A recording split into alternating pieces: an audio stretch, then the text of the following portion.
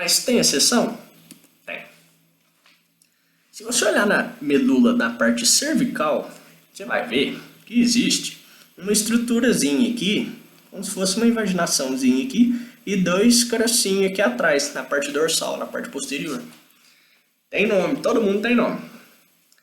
O sulco entre os dois carocinhos que eu falei chama sulco intermédio posterior. A gente pode falar que o sulco intermédio posterior ele está, por exemplo, entre o sulco lateral posterior e o sulco mediano posterior. Não está errado. Mas o sulco intermédio posterior ele separa o funículo posterior em duas estruturas, que seriam o fascículo grácil e o fascículo cuneiforme. E a gente ainda pode falar que, por exemplo, os fascículos formam o funículo. Existe essa correlação também, não está errado falar isso. Mas tá bem, você fala assim, mais Atos, e na hora da prova?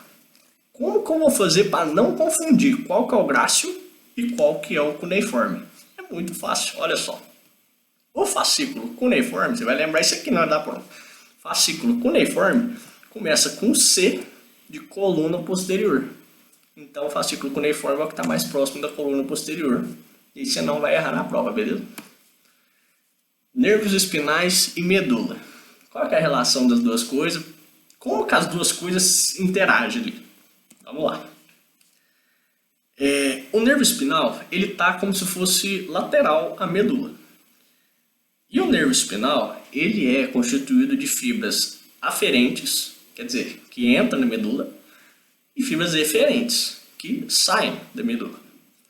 A parte dorsal da medula, aqui ó, a fissura mediana anterior, então aqui é a parte da frente. Aqui seria a parte dorsal, a parte posterior. A parte posterior, aqui ó, vai receber raízes posteriores, que a gente vai chamar de raízes sensitivas, fibras aferentes, você pode pensar assim também. Uma característica da parte aferente, da parte sensitiva do nervo espinal, é que ele tem um gânglio, tá bom? Isso ajuda até a localizar na hora da prova, tá bom? Opa! E na parte anterior, no caso, vai sair fibras da medula, vai sair um monte de fibra da medula e vai para o corpo. Então, peraí, a parte dorsal recebe fibras do corpo, entra na medula, e a parte da frente sai da medula e vai para o corpo. Isso, essa é a relação. O conjunto das fibras aferentes e eferentes forma um nervo espinal. Meninge. O que é meninge? Meninge é um envoltório. Ele é uma capinha, várias capinhas na verdade, né, que vão envolver a medula. A gente tem três mais importantes, que seria a pia mater, mais interna, aracnoide, intermediária, e dura mater, mais externa. Você pode achar alguma relação, alguma nomenclatura falando que a dura mater recebe o nome de pacmeninge, por exemplo, e as outras duas recebem o nome de leptomeninge. Existe esse nome também, não está errado. E eu gostaria de destacar nesse ponto aqui a pia mater. Por que a pia mater? A pia mater ela vai originar duas estruturas que eu acho muito importante, que ajudam a medula a se fixar. Quais são elas? Uma que chama ligamento denticulado, que é como se fosse ligamento ao longo da medula, que ajuda a se fixar, que ajuda ela a se fixar. E o outro é o filamento terminal, que eu já falei lá no começo, que ajuda a prender a medula lá embaixo, ajuda ela a se fixar. Mas além das meninges, existe o espaço entre elas. As meninges não estão coladinhas uma na outra, existe um espaço entre elas. Os espaços, a gente vai dar nome para cada um deles. Existe o espaço subaracnoide, que está entre a pia mater e a aracnoide. Existe o espaço subdural, que está entre a dura mater e a aracnoide.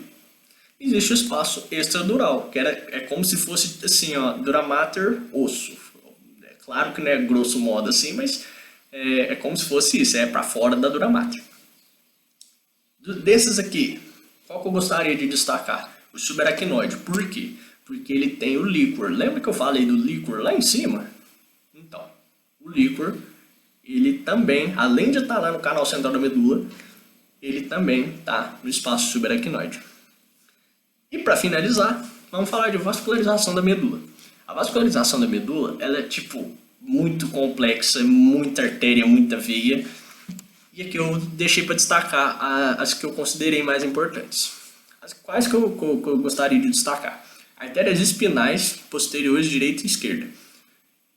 Na parte cervical você consegue ver isso melhor.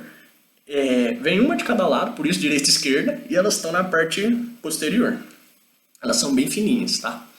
E elas vão oxigenar a medula. Artéria espinal anterior. Não tem direita e esquerda, é uma só.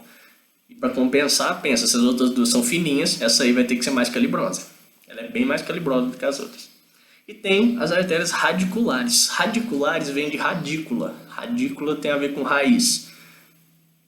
Elas estão bem próximas das raízes. Lembra das raízes dos nervos espinais?